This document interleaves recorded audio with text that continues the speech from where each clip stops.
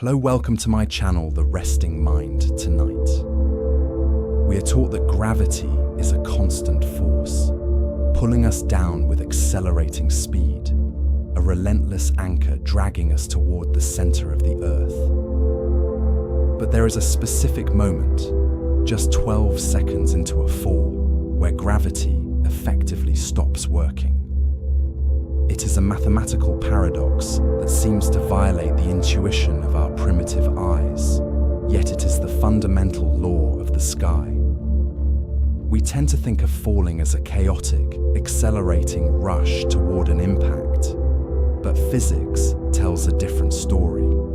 If we look closely at the equations of fluid dynamics, we find that a fall from 2 miles up is not a crash, but a stabilization. It is a journey toward a perfect mathematical equilibrium where the air becomes solid enough to hold you, suspending you in a state that feels less like falling and more like floating in a vast, invisible river. Now, before your heart rate rises, understand that tonight's journey is not about danger. We are equipped, we are safe, and we are observing this descent in slow motion, studying the fluid dynamics of the sky with the detached curiosity of a scientist. We are not here to experience the terror of the drop, but to understand the embrace of the atmosphere. By the end of this descent, you will understand why the empty space above our heads is not empty at all, but a thick, buoyant ocean that supports us even now as we rest. To understand this piece, we must first climb to the edge of the breathable world. Imagine standing at the threshold of an open door, 2 miles above the surface of the planet. The first thing you notice is not the height, but the texture of the air. At 10,000 feet, the atmosphere is roughly 70% of the density found at sea level, meaning the air here is not the thick, humid blanket we are used to walking through on the ground, but a thin, crisp fluid. It is a realm of pure nitrogen and oxygen, unpolluted by the dust and heat of the civilization below. When we look out from this vantage point, the horizon does not appear as a straight line, but as a gentle, hazy curve, a soft reminder that we are merely small data points residing on the surface of a sphere. The noise of the aircraft engine behind us fades into a steady, rhythmic hum, a vibration that feels more like a color than a sound. It is a white noise, a static lullaby that drowns out the specific worries of the day, leaving only the vastness of the view. Below, the world has been reduced to a tapestry of greens and browns. The roads, where millions of people are currently rushing to boil water to power their turbines, or racing to meetings that seem urgent, are reduced to grey ribbons, motionless and silent. From this height, the chaos of human life is invisible, filtered out by the distance, leaving only the geometry of the land. We often think of stepping out into nothing, but you are stepping into a medium. Just as a diver steps off a boat into the ocean, you are stepping into a sea of gas. The air at this altitude is cold, biting at the exposed skin with a temperature often 20 degrees below zero, a stark contrast to the pressurized warmth of the cabin. This cold is not malicious. It is simply the nature of low-pressure thermodynamics. As air rises and expands, it cools, creating a refrigerator in the sky that preserves the silence of the upper atmosphere. Standing here, looking down at the patchwork quilt of the earth, you might feel a primal hesitation. This is natural. Our biology was forged on the savannah, designed to keep us rooted to the grass, not suspended in the clouds. But we can override this instinct with knowledge. We know that we are wearing a dormant wing, a parachute that is essentially a fabric anchor, waiting to catch the fluid air and slow us down. We are safe. We are merely changing mediums, transitioning from the solid floor of the plane to the fluid support of the sky. When you lean forward, leaving the metal ledge, the sensation is not one of falling, but of entering.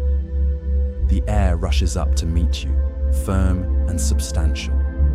In the first fraction of a second, there is no wind, only a weightless suspension, a brief pause where the laws of physics seem to take a breath. This is the transition phase. Your body, which has been traveling horizontally at 100 miles per hour with the plane, now begins to arc downward, trading forward momentum for vertical velocity. It is important to visualize this not as a drop, but as a curve. You are tracing a parabolic arc through the sky, a graceful line that has been calculated by ballistics experts and physicists for centuries. The air, which felt intangible just moments ago, suddenly reveals its strength. It presses against your chest, your palms, your legs, creating a bed of wind that feels surprisingly solid. You are not falling through a vacuum. You are lying on a cushion of nitrogen. As the acceleration takes hold, the wind noise builds, but it is not a scream. It is a roar, a deep, resonant tone that wraps around you like a heavy blanket. This is the sound of friction. It is the sound of billions of air molecules colliding with the surface area of your suit, each one absorbing a tiny fraction of your kinetic energy. We often fear the acceleration of gravity, that pull of 9.8 meters per second squared. But we forget that the atmosphere is fighting back. For every unit of speed you gain, the air resistance increases exponentially, a protective hand rising up from the earth to slow your descent. The stomach drop sensation, that lurch we feel on a roller coaster, lasts for only a few seconds. It is a fleeting biological signal, a quick check-in from your inner ear. But as the air resistance builds, that sensation vanishes completely, replaced by a feeling of stability. You are no longer falling, you are being supported. The wind is a physical structure, a pillar of gas that is holding you up. You can lean against it, you can arch your back and feel the air support your spine. You are floating in the void, but the void is full. In these first 12 seconds, a silent war is being waged between two fundamental forces of the universe. Gravity, the ancient curvature of space-time that binds the stars together, is pulling you toward the planetary core. Drag, the friction of the fluid atmosphere, is pushing you away. It is a negotiation between the Earth and the sky. And as we watch this descent in our mind's eye, seeing the small figure suspended against the deep blue curvature of the world, we are witnessing the moment where the sky begins to win. The acceleration slows, the forces align, and you approach the most misunderstood state in all of physics, the peace of terminal velocity. In the very first second of this transition, your body becomes a pure instrument of classical mechanics. You have left the solid floor of the aircraft, a platform that has vibrated against your boots for the last 20 minutes, and you have stepped into a void that is not actually empty, but waiting to catch you. For a heartbeat, perhaps two, your internal senses betray you. The vestibular system in your inner ear, an ancient biological gyroscope designed for walking on the savannah, sends a sharp, confused signal to the brain because the floor is gone. This is the sensation we call the drop. It is a sudden subtraction of weight, a momentary panic of the primitive mind that believes it is unsupported. But this sensation is an illusion, and it is remarkably short-lived. Gravity immediately asserts its claim, pulling you toward the center of the Earth with a specific mathematical hunger. We know this force as 9.8 meters per second squared. It means that for every second you are in the air, you are traveling 22 miles per hour, faster than you were the second before. It is a relentless accumulation of speed. In a vacuum, this acceleration would continue until impact, turning the fall into a terrifying, infinite gain of energy.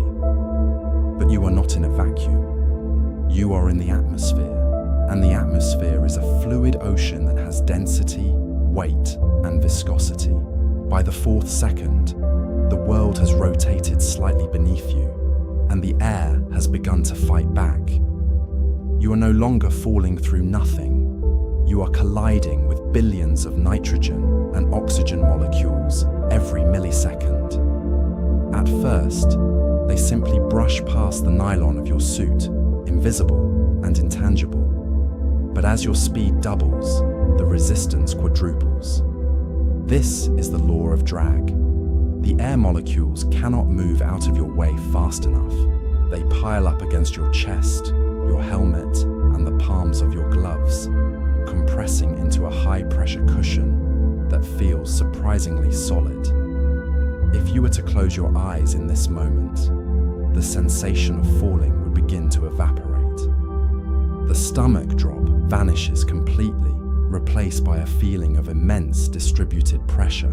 It is as if a giant, invisible hand has reached up from the ground to support your weight.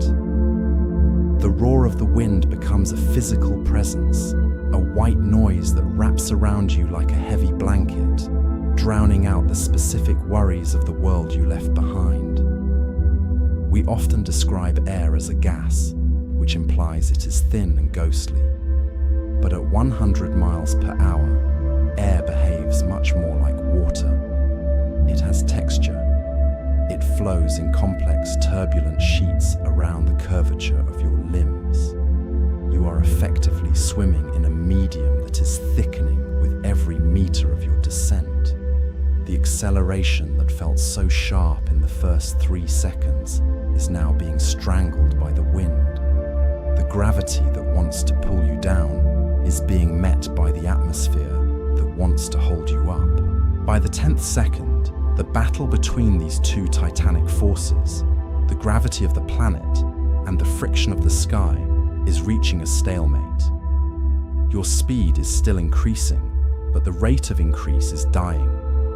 You are transitioning from a falling object into a floating one. The chaotic tumbling that characterizes the start of a jump smooths out into a stable arch, your body acting as a wing, surfing on the updraft of your own descent. And then, just 12 seconds after you stepped into the open air, the acceleration stops entirely. The force of the wind pressing up against you exactly equals the weight of your body pulling you down. You have reached a point of perfect mathematical balance. You are no longer getting faster. You are simply existing, suspended in a high-speed hover between the stratosphere and the surface. This is the threshold where the fall ends and the flight begins. To understand this stillness, we must look at the invisible architecture that is currently holding you. We often think of the air as empty space, a void that we move through effortlessly on our way to the grocery store or while walking through a park. But at 120 miles per hour, the air undergoes a fundamental transformation. It ceases to be a ghost and becomes a solid. It is no longer a vacuum, but a thick, gelatinous fluid that resists your passage with a stubborn physical force. This is the paradox of high-speed flight. When you are standing on the ground, gravity is the only force you feel, pulling you heavily against the floor.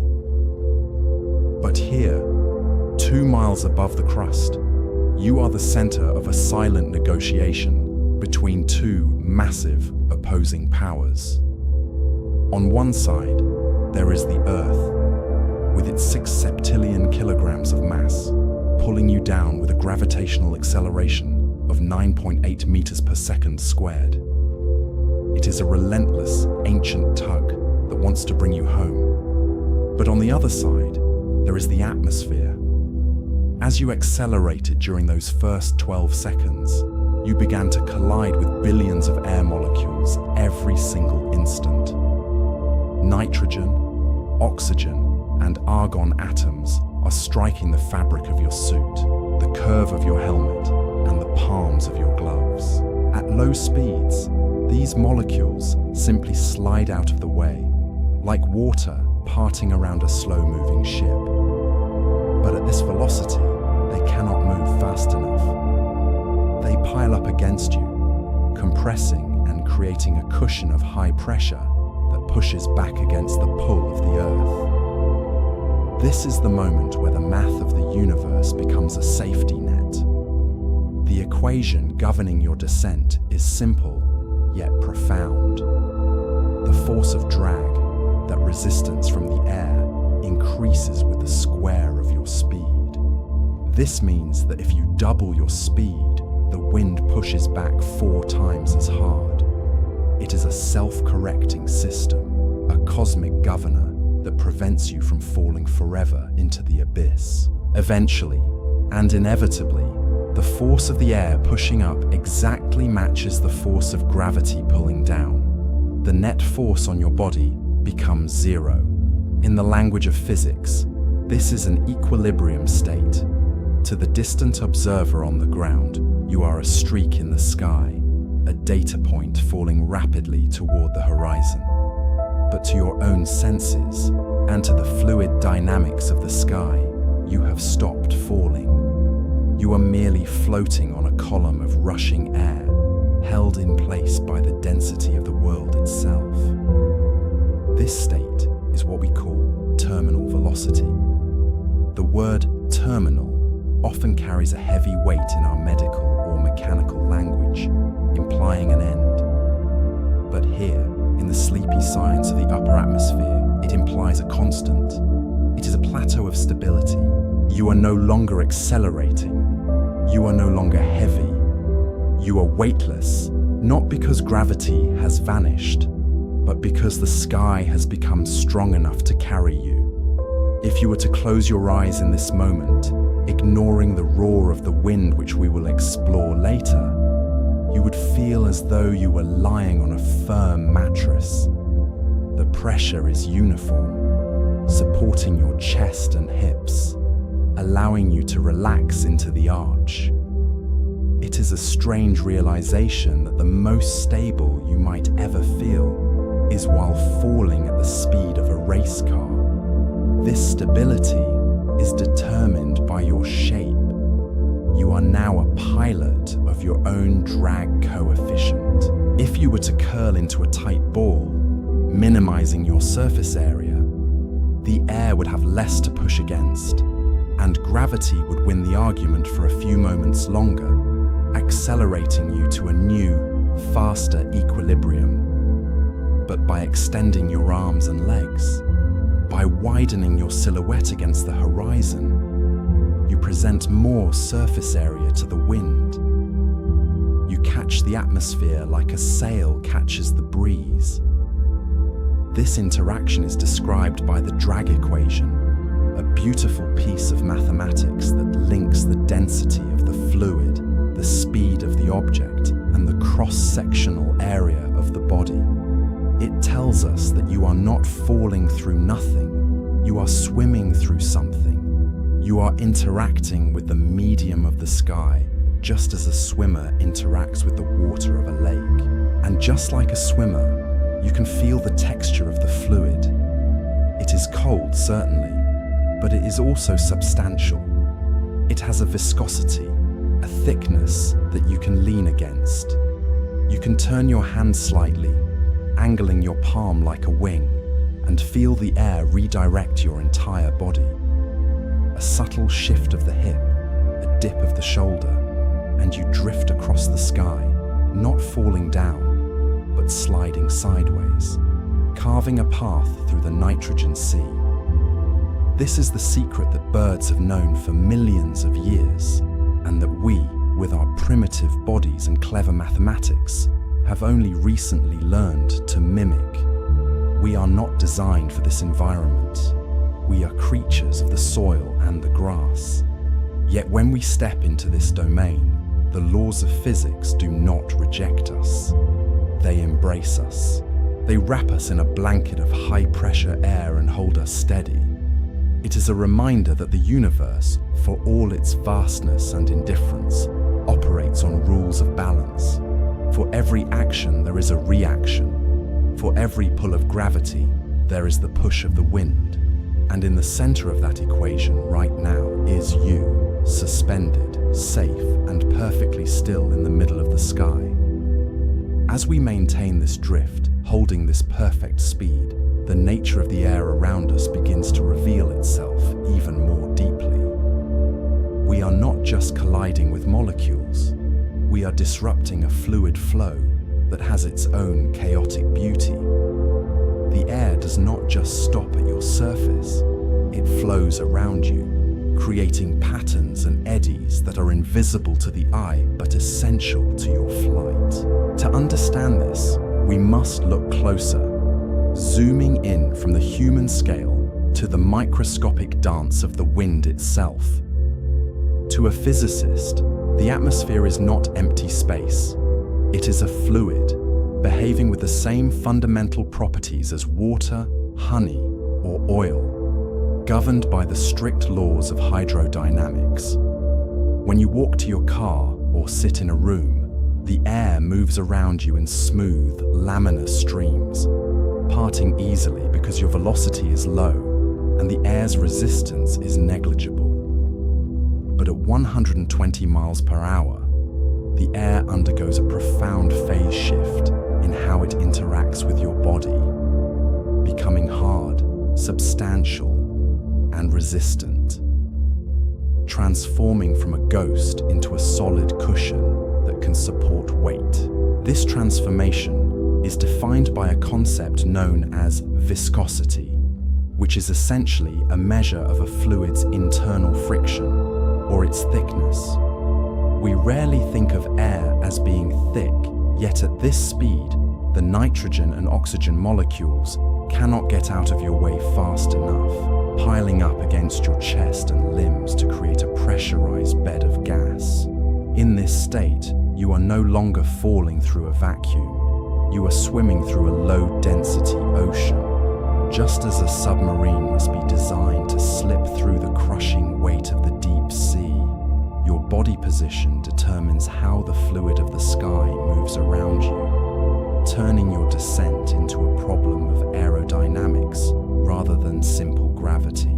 For those of you who study fluid mechanics, you may recognize this interaction as the behavior of the boundary layer. Imagine a microscopic film of air, perhaps only a few millimeters thick, that effectively adheres to the surface of your jumpsuit. Due to the friction at the molecular level, this thin layer of gas does not move relative to your skin. It travels with you, clinging to the fabric and creating a buffer between your body and the chaotic, high-velocity wind rushing just centimeters away. This invisible coating is what allows the air to flow over the curves of your shoulders and legs without tearing away instantly, maintaining the streamlined shape that keeps you stable. This delicate balance is quantified by the Reynolds number, a dimensionless value that compares the inertial forces of your speed against the viscous forces of the air. In the high Reynolds number environment of a skydive, the flow of air is dominated by inertia, meaning the wind hits you with significant force before sliding away. As the air flows past your hips and feet, it eventually separates from your body, unable to cling to the curve any longer. Behind you, in the space you have just vacated, the air collapses back into itself, creating a turbulent wake, a chaotic, swirling hole in the sky that trails behind you like the white water behind a ship. This wake is a region of low pressure, a suction that tries to pull you backward, but the weight of the earth is stronger, keeping you pinned against the high-pressure cushion below. It is a dynamic, constant exchange of energy, where the potential energy of your altitude is being converted not just into speed, but into heat and sound, churning the atmosphere into a long, invisible tail of turbulence that marks your path through the heavens. You are not simply dropping, you are carving a tunnel through the sky, displacing mass and riding the friction of the air molecules as they lock together to hold you. As you hold this position, suspended in the mathematical equilibrium of drag, you begin to notice that the medium around you is not static. Just as a submarine descends through the thermoclines of the deep ocean, passing through invisible bands of temperature and salinity, you are currently piercing through the distinct stratifications of the upper troposphere. This is not empty space. It is a structured, heavy fluid that obeys the strict laws of thermodynamics, arranged in layers of increasing density that you can physically feel as you sink deeper into the planetary envelope. The first sensation to register through the protective layers of your suit is the cold. At this altitude, the ambient temperature has plummeted to 20 degrees below zero, a phenomenon known to meteorologists as the environmental lapse rate.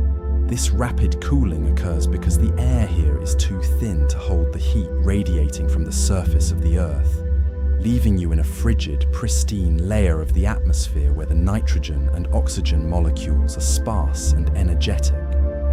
It is a reminder that the warmth we experience on the ground is a fragile condition, dependent on the blanket of air that is currently rushing past you. If you were to focus your gaze outward, past the immediate friction of the descent, you would see that the horizon has lost its sharpness. It is no longer a straight line, but a curved, hazy gradient, where the deep indigo of the stratosphere bleeds into the lighter, pale blue of the breathable world. This is the visual signature of atmospheric density, a scattering of light that paints the sky. You are a single data point floating in the transition zone between the vacuum of the void and the habitable surface, watching the curvature of the planet soften under the haze of distance. Wrapping around all of this is the sound. It is not the chaotic screaming of wind that one might expect from such velocity, but a constant monolithic roar that saturates the senses. It is a wall of white noise, a frequency so consistent that the human brain eventually stops processing it as a disturbance and begins to perceive it as a form of silence. In this deafening quiet, the only thing that exists is the feeling of the air pressing against you, supporting your weight as you drift lower, approaching the layer of visible moisture that waits below. We begin this journey not in the air, but inside the mechanical shell that carries us there. You are sitting in the vibrating belly of an aircraft, a machine of aluminum and rivets climbing steadily through the troposphere. The engine is a constant, low-frequency hum, a sound that vibrates through the floor and into the soles of your feet, grounding you in the physical reality of the ascent. Inside this cabin, the air is still. It is warm, smelling faintly of aviation fuel and leather, a small pocket of pressurized stability moving through a much colder, thinner world. We have reached an altitude of 10,000 feet. To the human mind, this number is abstract, a figure on a dial. But to the laws of physics, it is a specific threshold. Here, 2 miles above the surface of the planet, the atmosphere has thinned significantly. The air pressure outside that aluminum skin is roughly 70% of what you are breathing right now at sea level. It is no longer the thick, oxygen-rich blanket we are used to. It is a thin, cold fluid, stripping away the heat of the sun and replacing it with a biting chill that hovers near freezing. You may notice that the light here is different. without the dense scattering of the lower atmosphere. The sun is sharper, brighter, casting hard shadows against the floor of the plane. And then, the door opens. The sound changes instantly. The low hum of the engine is replaced by the rushing wind, a roar that is not aggressive, but absolute. It is the sound of the planet's atmosphere rushing past the fuselage at 100 miles per hour. But do not look down yet. Look out. From this height, the Earth is not a place of danger. It is a tapestry. The chaotic details of life, the traffic, the noise, the movement, are erased by the distance. What remains is a silent map of greens and browns, a patchwork of fields and forests that looks less like a destination and more like a painting. The horizon is not a straight line. It is a gentle curve, a soft blue arc that separates the habitable world below from the thinning void above. We often think of stepping out of a plane as stepping into nothing. We imagine the fall as a plunge into empty space. But this is a misconception born of our limitations on the ground. You are not stepping into a vacuum. You are stepping into a medium. Just as a diver steps off the back of a boat and into the ocean, you are about to step into a sea of nitrogen and oxygen. The air at this altitude has mass. It has viscosity. It is a fluid that will hold you, resist you, and eventually cushion you. The molecules are spaced further apart than they are at sea level, yes, but there are still enough of them to create a firm, tangible bed of wind. When you leave the safety of the aircraft, you are not falling through the sky. You are entering into a relationship with it. Your body, a biological machine evolved for the heavy air of the surface, senses this transition before your mind does. The heart rate slows in anticipation, a calm focus taking over as the brain prepares to navigate this new environment. The cold air rushes in to fill the cabin, mixing with the warmth, creating a visible mist that swirls around the open door frame. This is the boundary layer, the threshold between the static safety of the floor and the dynamic equilibrium of the flight. And so, we move toward the edge, not with fear, but with the curiosity of an explorer entering a new ocean. The metal of the plane feels solid under your grip, cold and vibrating. The wind is loud, but it is a white noise, a constant static that clears the mind of thought. Below, the world waits, silent and still. But here, on the edge of the drop, the air is alive.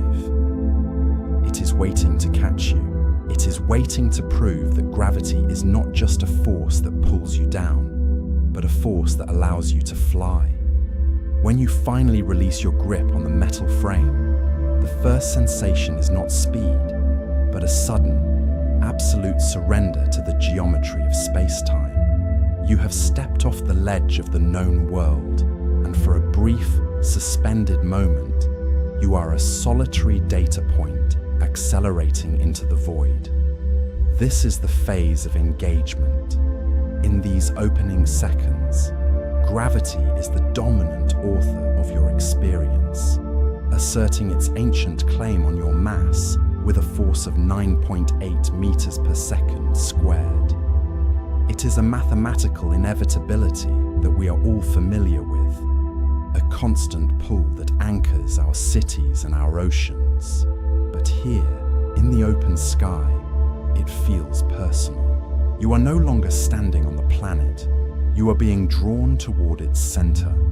You may notice that your body instinctively tenses, waiting for a sensation of falling that is often described as a lurch in the stomach.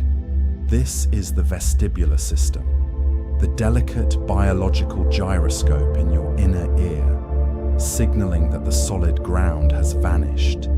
It is a primal alert, a legacy from our ancestors who feared the drop. But if you relax into the posture of the dive, arching your back against the horizon, you will find that this sensation of falling is remarkably short-lived. It exists only in the vacuum of anticipation, because you are not falling through a vacuum. You are entering a fluid.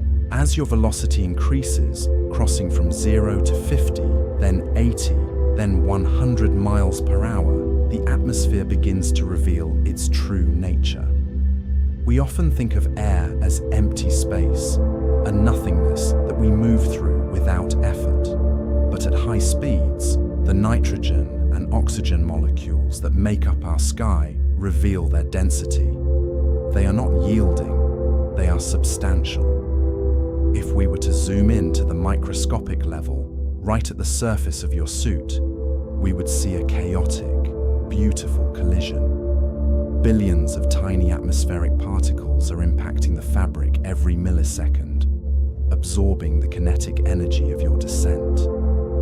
They are crowding against you, creating a wall of resistance that grows stronger with every mile of speed you gain. This is where the magic of fluid dynamics begins to overtake the brute force of gravity. The air rushes up to meet you, firm and substantial. It presses against your chest, your palms, and your legs, creating a sensation that is less like falling and more like lying down on a firm, invisible mattress. The wind is no longer a breeze, it is a structure. It supports your weight, cradling you in a high-pressure cushion that feels surprisingly stable. The acceleration, which felt so infinite just moments ago, begins to taper off. The rush of the wind transforms from a chaotic buffet into a steady, rhythmic roar, a white noise that wraps around you like a heavy blanket. You are no longer a falling object subject to the whims of gravity. You are a pilot interacting with a medium. The air has become solid enough to hold you. And then, just 12 seconds after you stepped into the sky, the acceleration stops completely. The stomach drop vanishes. The sense of heaviness disappears. You have reached the most misunderstood state in physics. In the language of fluid dynamics, this state is known as terminal velocity, a term that is often erroneously associated with an uncontrolled crash, but in the physics of flight, represents a perfect mathematical harmony. To understand this piece, we must look at the invisible equation balancing itself on the surface of your suit. On one side, there is gravity, a constant, unrelenting pull of 9.8 meters per second squared, dragging your mass toward the center of the Earth. But opposing this is the drag force, a variable that grows exponentially with your speed, meaning that for every mile per hour you gain, the atmosphere pushes back with the square of that velocity. At the start of the fall, gravity was the stronger contestant, pulling you down through the thin air. But as you descended into the thickening atmosphere, the air density increased, and your speed built a wall of resistance beneath you. Now, exactly 12 seconds in, a critical threshold is crossed.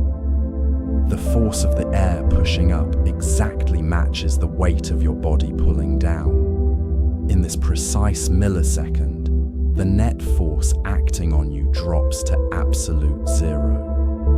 This is the definition of dynamic equilibrium. Although you are technically traveling at 120 miles per hour, your acceleration has ceased entirely. Because the human vestibular system, the delicate fluid in your inner ear, only detects changes in speed, not speed itself. The sensation of falling vanishes. You are no longer plummeting, you are resting. The air has transformed from a gas into a solid cushion, a supportive bed of wind that holds you in place against the sky. You are suspended on a column of nitrogen and oxygen, pinned in a stable arch by the very friction that limits your descent, creating a paradoxical feeling of stillness in the center of the storm. It is a reminder that in physics, stability is not the absence of force, but the perfect balance of opposing powers. You are a data point in a vast calculation, floating between the pull of the planet and the resistance of the sky.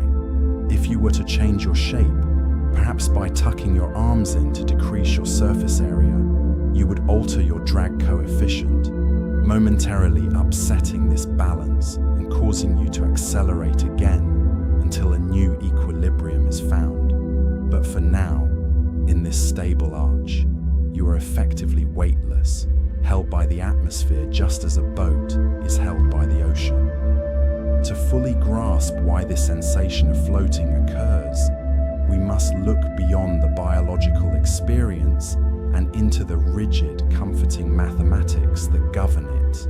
While gravity is a constant companion, pulling with a steady force determined by your mass, the air resistance, or drag, is a reactive force, one that grows stronger the faster you move, building a wall of pressure that eventually matches the pull of the Earth ounce for ounce.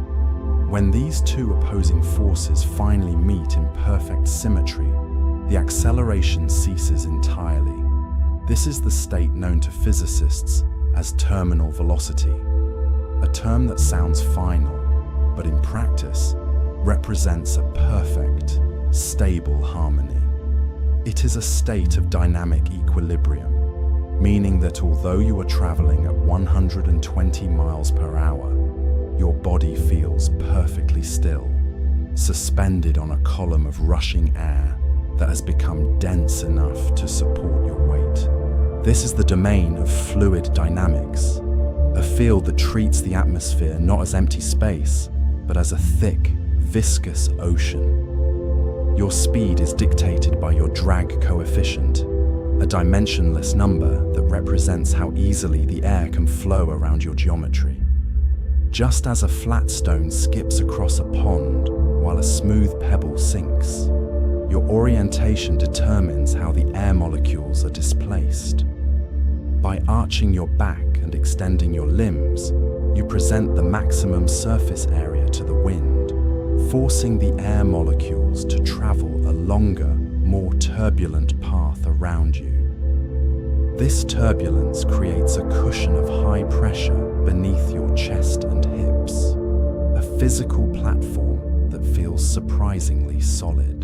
At this velocity, the air loses its intangible quality and gains the texture of a firm mattress, allowing you to turn, drift, and maneuver simply by deflecting the wind with the palm of a hand, much like a swimmer treading water in the deep. It is a reminder that you are not falling through a void, but interacting with a medium, held in place by the predictable, unyielding laws of physics that function exactly the same way at 2 miles up as they do on the surface of the sea. To the physicist, there is fundamentally no difference between the air you breathe and the water you swim in. They are both fluids, governed by the same elegant equations of flow and resistance. We tend to view the atmosphere as a void, a vast emptiness that separates the Earth from the stars. But this is merely a trick of our biological perception. In reality, the sky is a thin ocean, a soup of nitrogen and oxygen that possesses mass, viscosity, and a distinct, tangible texture. When you are standing on the ground, the air feels ethereal, ghost-like, moving out of your way with the slightest gesture. But at 120 miles per hour, the air reveals its true nature. It ceases to be a ghost and becomes a solid, a tangible architecture that supports your weight as firmly as a mattress supports a sleeper. To understand this, we must look at the way a body moves through this fluid. Just as a submarine pushes through the deep pressure of the Pacific, a skydiver carves a path through the troposphere. The air does not simply move out of the way, it flows. It wraps around the curvature of the helmet, streams over the shoulders, and rejoins the flow behind the boots. For those of you who study fluid mechanics, You know this phenomenon as the boundary layer. It is a concept that seems almost affectionate in its physics. Right against the surface of your suit, there is a microscopic film of air molecules that are not moving at all relative to you. They are stuck, clinging to the fabric due to friction, creating a tiny, invisible buffer between your body and the chaotic rushing wind. This boundary layer is the skin of the fall. It is a protective sheath of air that you carry with you, a private atmosphere that travels down the column of the sky. Outside of this thin layer, the air behaves according to a specific mathematical ratio known as the Reynolds number. This is a dimensionless quantity that helps astronomers and engineers predict how a fluid will behave. At low speeds, or in thick fluids like honey, the flow is smooth and orderly, a state known as laminar flow. But here, in the high-energy environment of terminal velocity, the Reynolds number is vast, meaning that the inertial forces of the air, its resistance to being moved, are far stronger than its viscosity. The result is a complex, beautiful wake that trails behind you, invisible to the naked eye, but clear in the mathematics of the fall, into spinning vortices that dance, and into spinning vortices that dance, and dissipate into the upper atmosphere, carrying away the energy of your descent. It is a constant exchange. You give the air your potential energy, and in return, the air gives you support. We often think of air as invisible, a nothingness that we look through rather than at. But at this speed, it becomes tactile. It has weight. It has texture. If you were to reach out a hand, you would feel the air not as a breeze, but as a heavy, resisting force, similar to the sensation of resting your hand on a table. It pushes back. It is dense. You can feel the individual molecules impacting the surface area of your palm. Billions of tiny collisions every microsecond that sum up to a single, steady pressure. This is why the sensation of falling disappears. You are no longer accelerating into a void. You are resting on a cushion of high-pressure gas that has been compressed by your own arrival. This is the paradox of the sky. It is open, yet solid. It is invisible, yet heavy. It is a fluid that behaves like a solid when you strike it with enough speed. And in this state of high-speed equilibrium, you are essentially swimming. A slight dip of the shoulder deflects the air, causing you to turn. A flattening of the body increases the drag, slowing you down. You are engaging in a dialogue with the atmosphere, a conversation of forces where gravity asks a question, and the viscosity of the air provides the answer. It is also a reminder of how thick our atmosphere truly is. We look up and see transparency, but there is enough matter in the column of air above our heads to crush a metal can if it were not pressurized. We walk through this heavy ocean every day, unaware of its weight because our bodies are built to withstand it. But here, in the center of the fall, the ocean reveals itself. It roars, it presses, it holds. You are suspended in a medium that is as real and as physical as the ground you left behind, supported by the invisible architecture of the gas laws that govern everything from the inflation of a lung to the formation of a star. As you settle into this equilibrium, holding your position against the rush of the wind, the view from this altitude begins to distort the rigid geometry of the world below. You may notice that the horizon is no longer a straight, flat line that separates the Earth from the sky, but rather a subtle, glowing curve that bends at the edges of your peripheral vision. It is a reminder that you are not falling toward a map, but toward a sphere, a massive, rotating object suspended in the void. From this height, the atmosphere reveals itself not as a single, uniform, empty space, but as a stratified ocean of gases, layered like sediment in a canyon wall. We are currently passing through the upper reaches of the troposphere, the layer where all weather is born and where all life resides. Yet, even here, the conditions are hostile to our biology.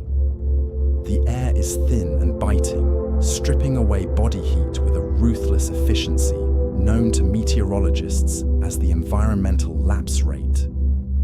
For every 1,000 feet we descend, the temperature rises by roughly 3.5 degrees Fahrenheit, meaning that while the ground below might be basking in a warm afternoon sun, the air rushing past your suit is currently 20 degrees below zero. It is a dry, preserving cold, similar to the conditions found in the deep Arctic or the high desert at night. This thermal gradient is invisible to our primitive eyes, which see only clear blue, but your skin feels the truth of it.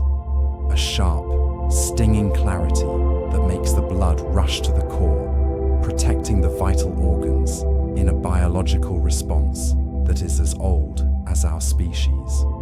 And then there is the sound. On the ground, we are accustomed to the intermittent noises of civilization, the rhythm of traffic, the hum of electronics, the cadence of speech. But here, the sound is absolute. It is a constant, monolithic roar of white noise that does not fluctuate or pause.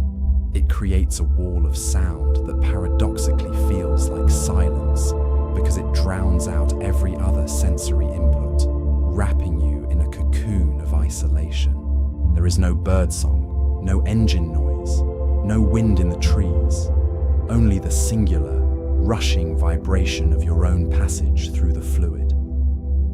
This white noise induces a state of trance, separating the mind from the passage of time. You are a solitary data point falling through a gradient of pressure, moving from the thin, wispy air of the upper atmosphere into the thicker, richer fluid of the lower sky.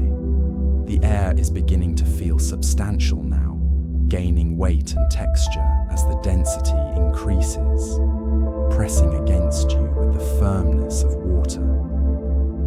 As we drift lower, the texture of the world begins to change again. We are approaching the visible moisture. The cloud deck approaches not as an object, but as a landscape, a vast rolling geography of white peaks and valleys that stretches out to the curvature of the earth. From the ground, we often mistake these formations for weightless cotton, floating benignly in the blue. But up here, facing the sheer scale of a cumulus layer, you realize that a cloud is actually a colossal reservoir of suspended water, a floating ocean that weighs thousands of tons, yet defies gravity through the simple mechanics of thermal buoyancy. You may notice that the surface of the cloud is not smooth, but fractally complex, detailed with swirling eddies and towers of mist that are constantly shifting, driven by the invisible thermal currents rising from the warm ground far below. As you cross the threshold into this suspended ocean of vapor, the distinct lines of the horizon dissolve, replaced instantly by a total, enveloping whiteness. It is a transition that feels less like falling through space and more like entering a room where the walls, the floor, and the ceiling have all been painted with light. There is no longer an up or a down. The visual cues that orient your brain, the green of the fields, the blue of the sky, the hard line of the horizon, are wiped away, leaving you in a state of pure, diffused illumination. This is the phenomenon of me-scattering, where the water droplets, roughly the same size as the wavelength of sunlight, scatter the photons equally in all directions, creating a glow that seems to emanate from the air itself rather than from the sun. You might expect this environment to feel wet, like stepping into a heavy rain, but at this velocity, the experience is counterintuitive.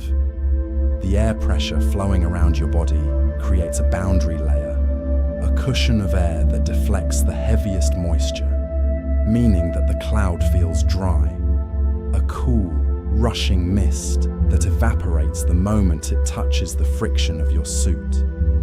It is a clean, sterile environment. Inside this white void, the sense of speed vanishes entirely because there are no reference points to pass, no trees blurring by, no clouds above to measure against.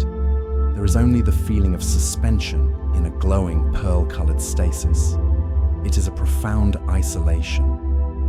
For these few thousand feet of vertical distance, you are hidden from the world below and separated from the sky above, wrapped in a blanket of water vapor that dampens not just the light, but the very sense of time.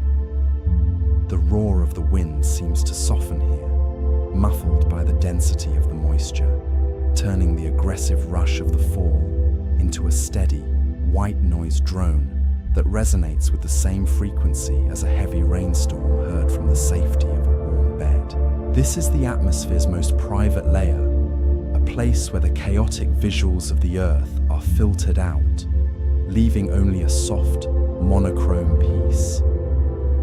And just as your eyes adjust to this lack of contrast, seeing patterns in the grey and white swirls that mimic the neural pathways of a dreaming brain, the density begins to thin.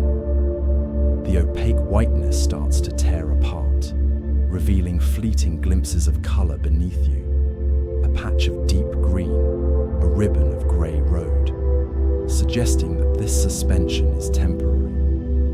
The cloud is not a barrier, but a veil, and as you drift through the bottom of this layer, the mist breaks and the world returns, not as a map, but as a vivid, living reality waiting to receive you.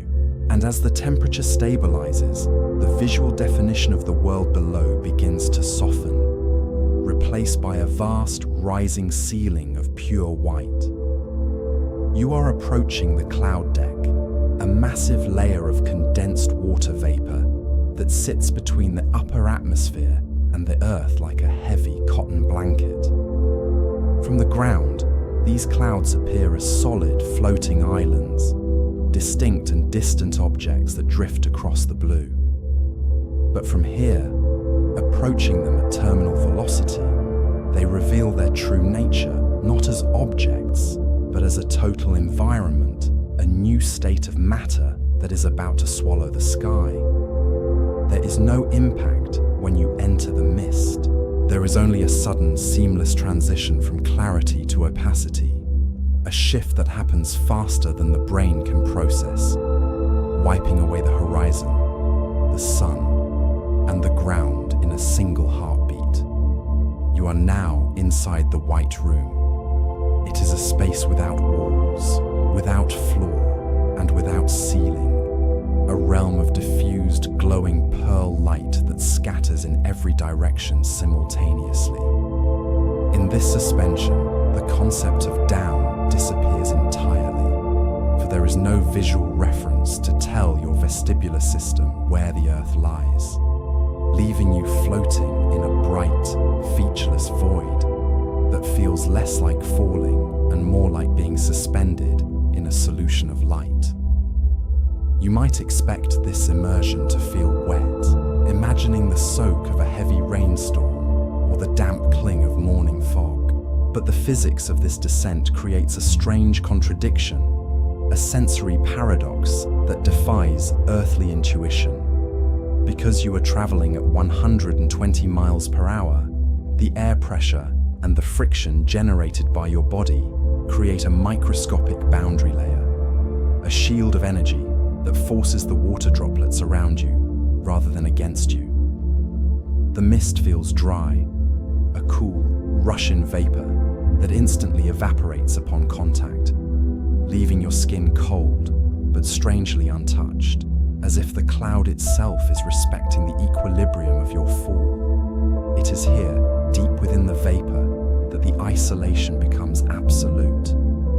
The visual noise of the planet, the cities, the fields, the coastline has been scrubbed away, replaced by this uniform, milky luminosity.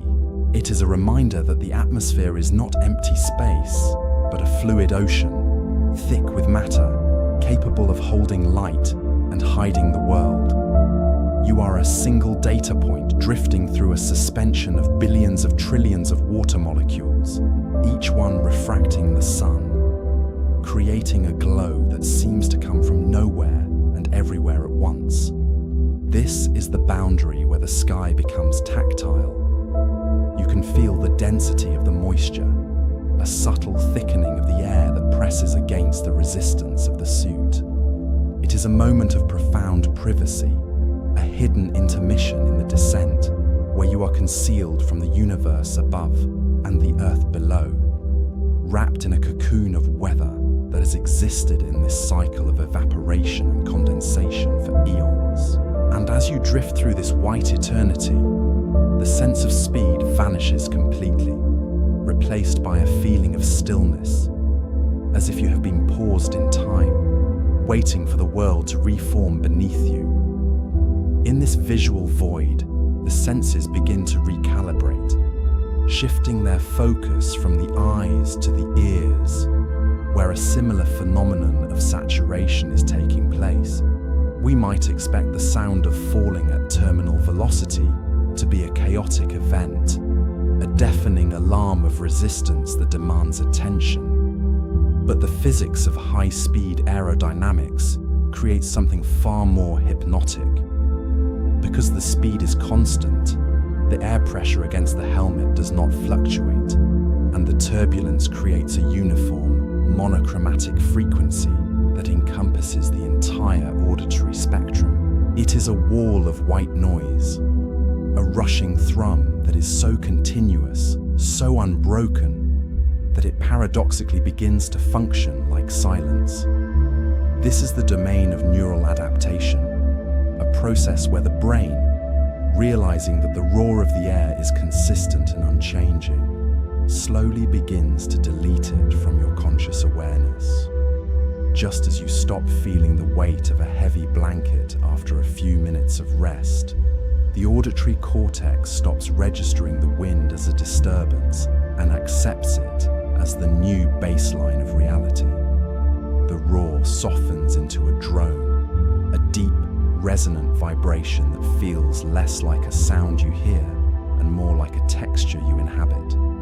It creates a sonic floor, a barrier that isolates you from the world below even more effectively than the clouds.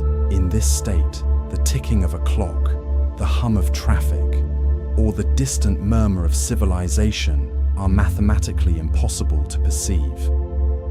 You are suspended in a private chamber of solitude, wrapped in a cocoon of rushing air that drowns out the past and the future, leaving only the immediate, tactile present. It is a sensation similar to being deep underwater, where the pressure of the ocean creates a hushed, muffled world. The wind is not screaming at you, it is holding you. It presses against the suit with a firm, even hand, and the sound becomes a lullaby of physics, a constant reminder that you are being supported by the fluid density of the atmosphere. And in this deafening quiet, the mind is free to drift, untethered from the complexities of the ground, finding a strange and perfect peace in the center of the storm.